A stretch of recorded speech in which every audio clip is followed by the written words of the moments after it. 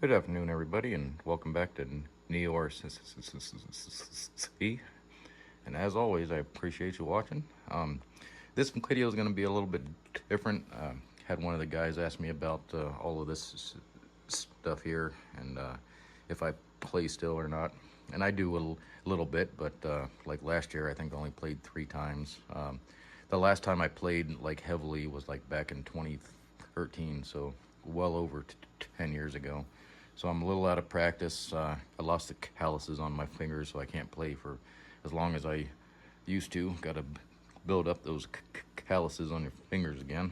But anyway, I had been toying around with the idea of making my own intro and exit music to my RC videos, and we're gonna go ahead and give that a try here. But just going over what I'm gonna use and how I'm gonna use it. We're gonna start with the digital recorder that I have. I'll get my little camera stand out of the way, my phone stand.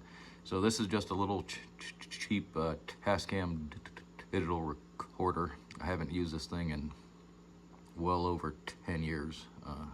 So I'm not even sure that thing even works still. So this may not may not happen at all.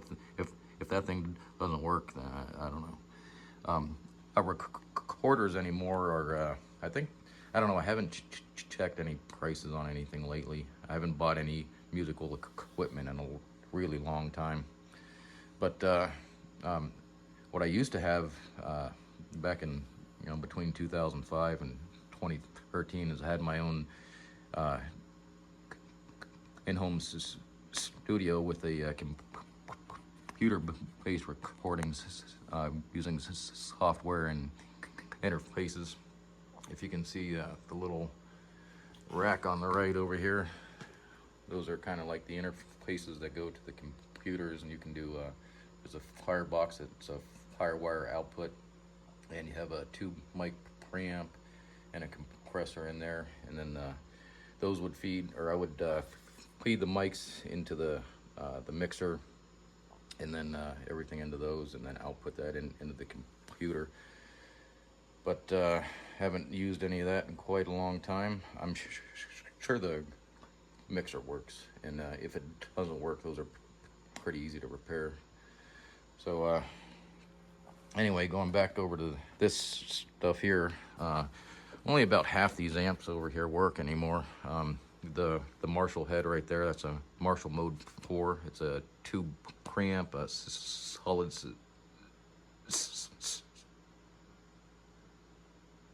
state power amp. And we used to practice when I was in the band in Las Vegas. We used to practice in our drummer's garage, and it would literally get to 125, 130 degrees in the garage there, and be sweating our ass off. And that's when that amp right there burned up. The preamp still works, but the power amp's done, so that all has to be replaced. And I took it to a amp repair place to get a quote on how much it would get that fixed, and it was almost the price of a new amp. So the PV Triple X up on top there, that's an all tube amp. I've had that for a long time, and it's a powerhouse of an amp, and it works great. Still works to this day, and that'll pump into the Marshall 412 cabinet there. The Fender Princeton Chorus was the amp that I got in 1990, and I got it along with the Fender Strat there, and it works still. It's a solid state amp, but a lot of the pots on it are dirty. They need replaced, because anytime you mess with the treble, the mid, or the bass, or the reverb or anything, you get a lot of static in the output, so it's everything's real dirty in there, needs cleaned, or just out outright replaced. The Fender amp under that is a twin reverb, Fender Twin, great amp, all tube, but all the tubes in that guy need replaced. There's 11 tubes in that thing, and it's going to cost $400 to $500 just in tubes to replace all those tubes in there. The Marshall, this is just a pretty cheap, just a solid state Marshall. It works still, but it doesn't sound that good. The one underneath it, there is a JCM 2000. That's a tube Marshall. It does not work. I got that off of Craigslist, and it worked for like a month, and then it crapped out on me. Haven't taken it anywhere to find out how much it would cost to get that fixed, but it's probably the same thing as the other Marshall head. It's probably just worth getting a whole new amp. But the little Ibanez, that's a bass amp, and I do have a bass guitar, a cheap Ibanez that I use just to play background bass in.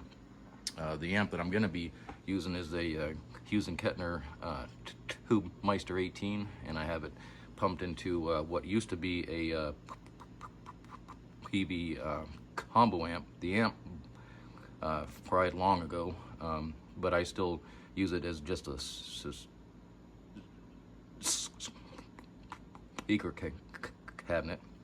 But that's just a 18 watt little tube head. It's all tube. You can see the tubes in there, maybe.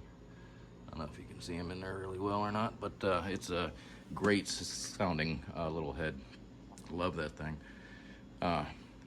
For the recording, I'll probably pipe that head into the 412 cabinet and mic the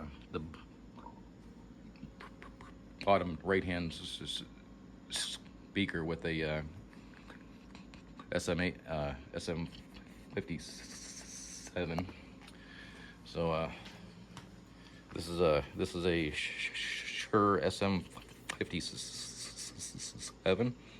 This is like the industry standard for miking, like drums, miking guitar cabinets. You can also use this as a vocal mic, and you can also use it as a hammer. You can hammer nails with these things, and it'll work afterwards. So great mics. Also, the SM58 is also a industry standard as far as vocal mics. These are great. I got a couple of those, one there, and I got one up here.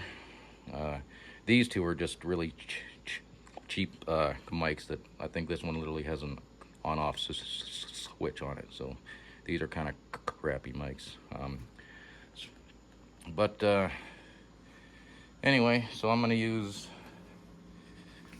what the plan is oh, also for the drums, what I have is it's called a Beat Buddy. It's basically a drum kit and a pedal. You can do various types of drums and various types of rhythms, from blues to rock to jazz, but I haven't used that thing in quite a long time, so I got to relearn how to use that. And then the pedals down here, I used to have a ton of pedals, and when you're playing live, you know, I used to have like 15 to 20 pedals that were all plugged in together in series, and then usually you run it through the effects on the back side of your amp, the effects port on your amp. But I just have this one here, just run right into the input. This is what I've been using for a long time, just because it's simple. So all I have here is a tuner, chorus, distortion. This is a looper, and that just takes like a 30-second a recording or sample of what you're currently playing, and then you can click it again, and it'll just play that over and over and over again. And you can play lead, you know, you can play like a rhythm piece, and then you can loop it, and then play your lead over top of that if you want to. And then the last pedal there is my reverb. So you have spring, hall, and flange. So I usually use the hall, and I don't have it set very high because it just all depends on the amp you're using and the size of the room that you're in, how much reverb you want to use. The chorus I have turned. The chorus is just a chorus, but you can do like a rate, and it'll kind of vibrato a little bit. But I have that kind of turned way down. So I have my effects board very simple, because those after years of playing, that's what worked the best for me. And as far as distortion pedals, I use the Metal Zone MT2, and it, in my opinion, that's the best all-around distortion pedal. You can put the distortion really low, and so you can play like light blues, like a little bit of AC/DC, classic rock with a little bit of crunch to it, all the way up to melt your face off metal. So it's a very versatile distortion pedal. This pedal over here is just for the amp, for the different channels on the amp. I really don't use that all that much. This is a distortion pedal here. That was a really pricey one, and I really didn't like it either. And then I have a couple of Ibanez tubes screamers up here, and they're okay, but for distortion, that Metal Zone MT2 is by far my favorite, because it's just so versatile. And then I have my American-made Fender Ultra. It's got the lace sensor pickups in it. You can see the Fender Ultra in there. And I got this when I was 14 years old, 1990. I think I was 14. I don't know. I was young. But got that amp and that guitar. I had a Samick a guitar before that. That was my first guitar, was a Samick. It was pretty, it looked nice, but it sounded like crap. But when it comes to instruments, you absolutely get what you pay for. The more money you put into your instrument, the better the wood, the better the craftsmanship, just the better sound output that you'll get. So if you're looking at instruments, and you're looking to play, for a long time, get a good quality instrument. You'll like it a lot. Also, when it comes to guitars, if you're just getting into guitars, it's worth taking it to a luthier and have it set up properly. Get the action, the height from the strings to the frets set right, and get your pickups set right, get your necks set right. Once you have your guitars set up properly, they're much more enjoyable to play, they're easier to play, and they sound a lot better. You can have a $1,200 guitar, and if it's not set up right, it's not going to sound real good. So keep that in mind if you're looking at instruments. So anyway, what my plan is hopefully this recorder works, and I'll pipe that little drum box right into the recorder. And for the intro and exit music for a video, you only need 15 seconds on the front end and like 10 seconds on the back end. So you don't need like a whole song or anything. So anyway, I was gonna play a couple of riffs, see what you guys think about them, if you like them, if you don't like them, because at the end you'll be the one that's hearing them the most, because you guys are the ones that watch the videos. So I'm gonna pause this and we'll play a couple riffs. We'll try and do a sound check and see how the audio levels turn out between the PA with the drum kit there and the amp with the guitar there. And because doing audio recording on a phone from multiple angles probably isn't going to turn out real well, but we will give it a go. And also, if any of the riffs that I play you've heard before, let me know in the comments, because I don't want to get copyright hammered on anything, because I have come up with riffs before that were actual songs that I wasn't even aware of. So if you have heard any of the riffs before, please let me know, because I don't want to get a lawsuit later or anything crappy like that. But anyway, we'll be right back and we'll play a couple riffs. Alright, so first off, I think what we'll do is we'll just give a little demo of how that looper pedal works, and you can use it for like playing a rhythm riff and then looping that over and over again, and then you can play like a lead riff over the top of that just to practice with. That's what I use it for.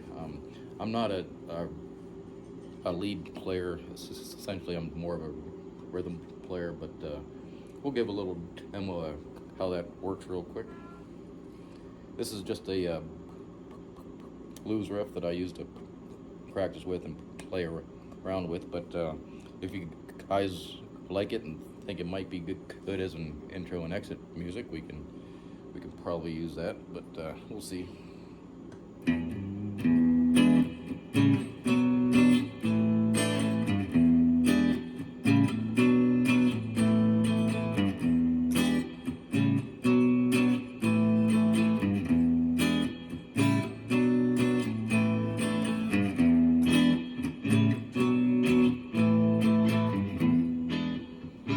So it's just going to play that riff over and over again on a loop. That's why it's called a looper pedal.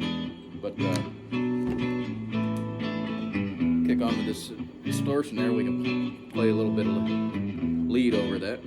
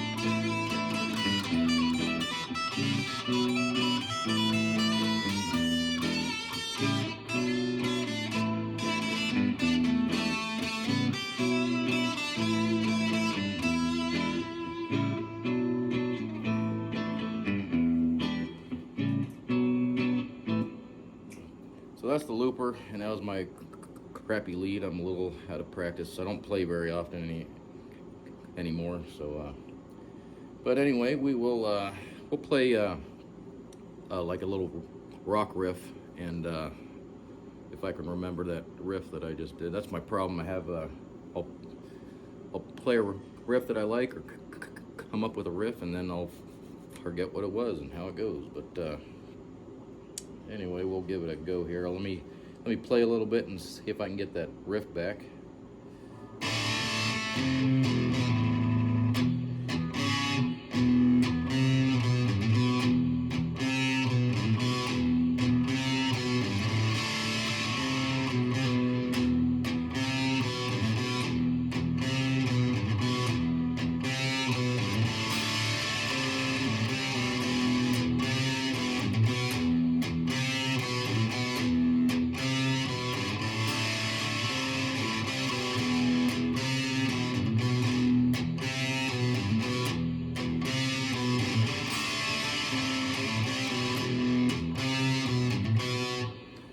So that's the riff there, and we'll play the drum kit through the PA, and then we'll play that riff over it and see how it turns out.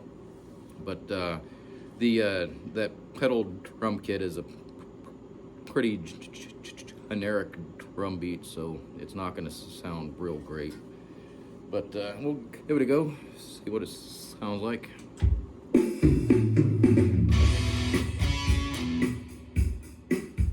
Jacked it up already. So yeah, that drum pedal, you have to go through a fill, and then it goes to an outro.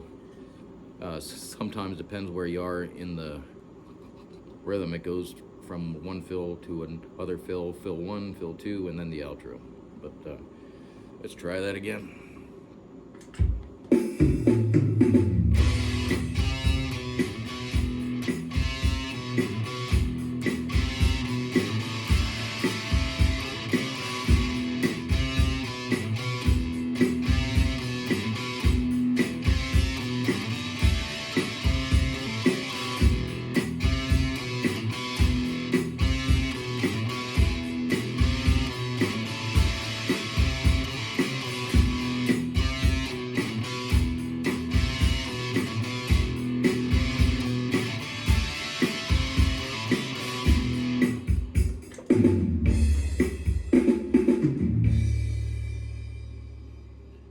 Alright, so we'll see how that turns out in the video. I'm not sure how well my phone is going to pick all this up, but whenever I do the recording for the intro and exit music, if I even ever do it, I'm not sure how well it's going to happen or turn out, or even if any of the equipment works. But let me know what you think, if you like that riff at all. But we can come up with a bunch of other riffs. We can do like an AC/DC style riff, or a Metallica-ish type riff, or that little chord right there, that's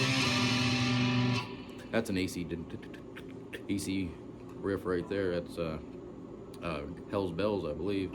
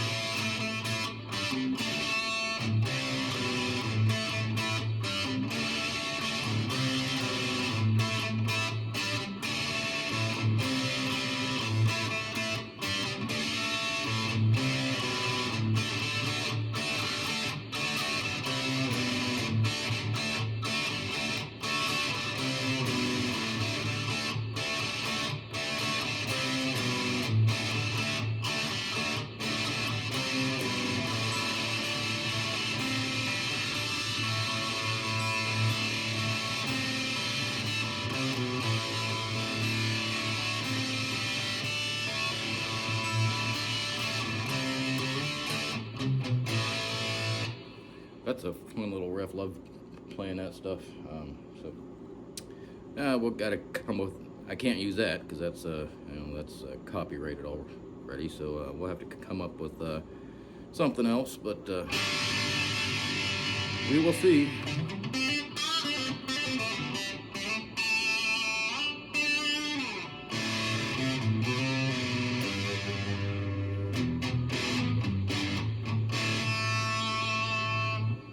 Here's I don't think I would ever use this in an intro music or anything, because it's more of a, I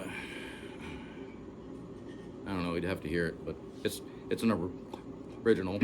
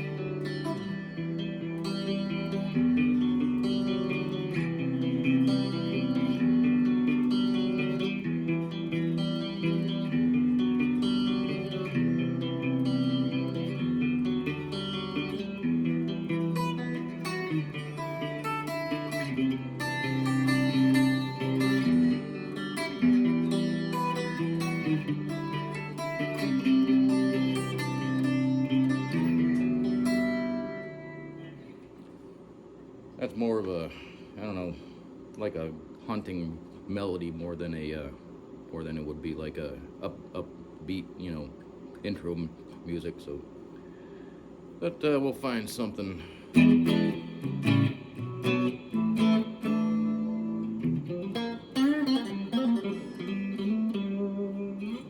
Find something to use, hopefully, but we'll see. Anyway, thanks for watching. We'll catch you next time. All right, so we're gonna try a different riff on a different guitar here. Pardon me. I have like 9 guitars. A couple of them are my father's old acoustics, but I have a Gibson Les Paul, a Paul Reed Smith, this Schecter here.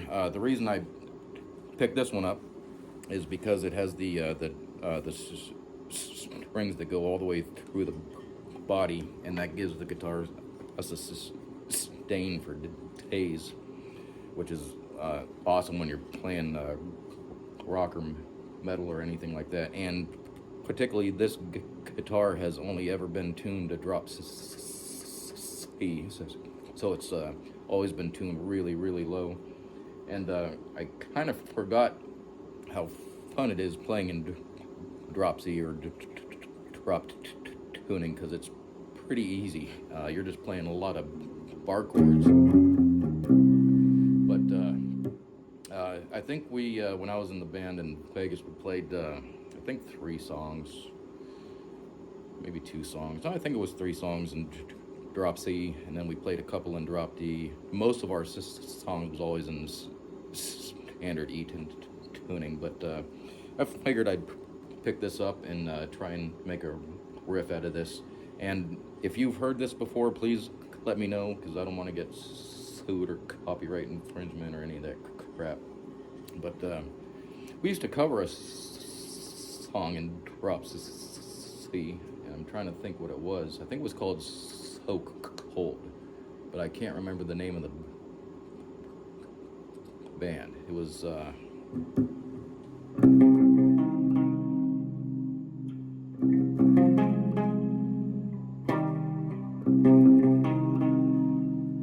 think that's what it was.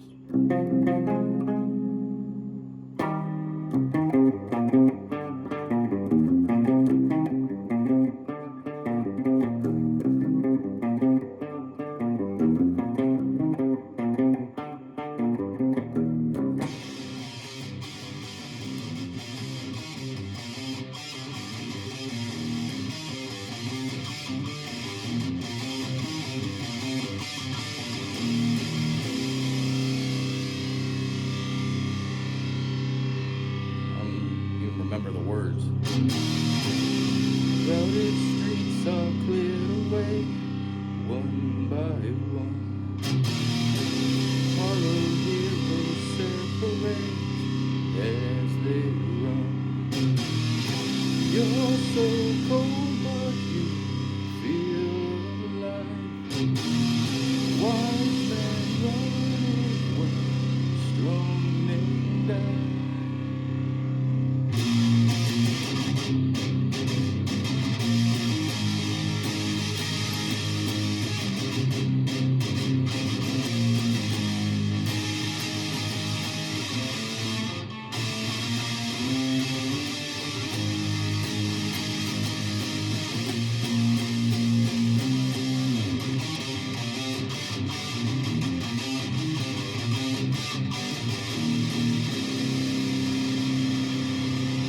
I think I was playing it a little fast there, and I apologize about the vocals. I don't sing very well. I was just trying to remember what I'm playing here. I haven't played that in like 10 years.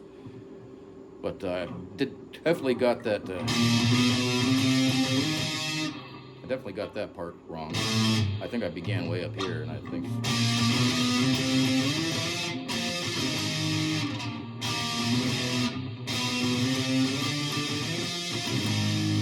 That's what it is right there.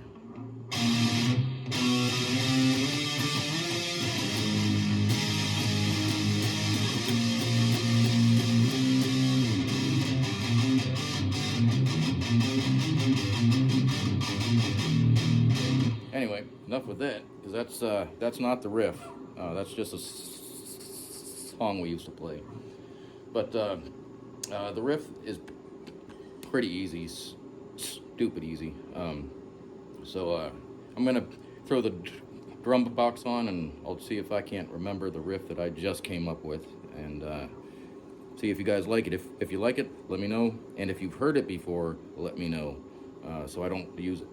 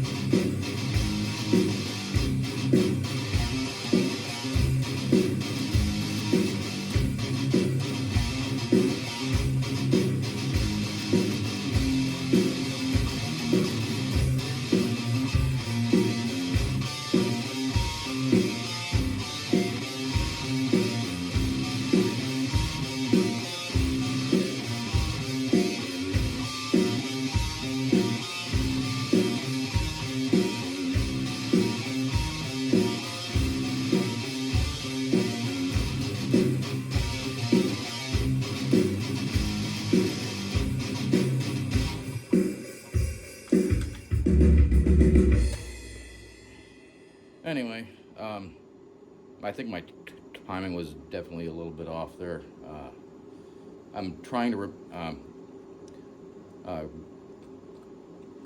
muscle memory has a lot when you're playing consistently, consistency in music and timing, and I just made that up, so I don't have the muscle memory, and I'm trying to remember on the fly what I just played a little bit ago.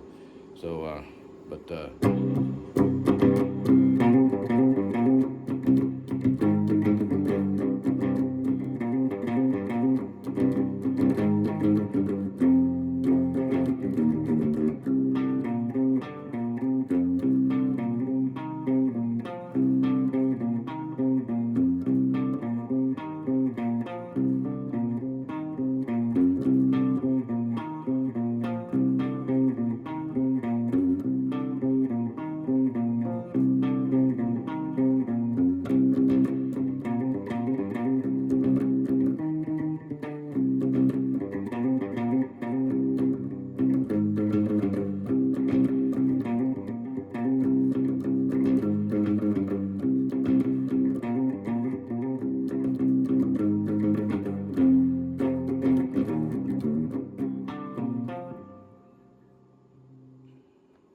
I don't like that transition right there, so I'm gonna have to work on that a little bit. But anyway, you guys, hopefully you get the gist of it. So tell me what you think about that one, and we'll come back with another riff. All right.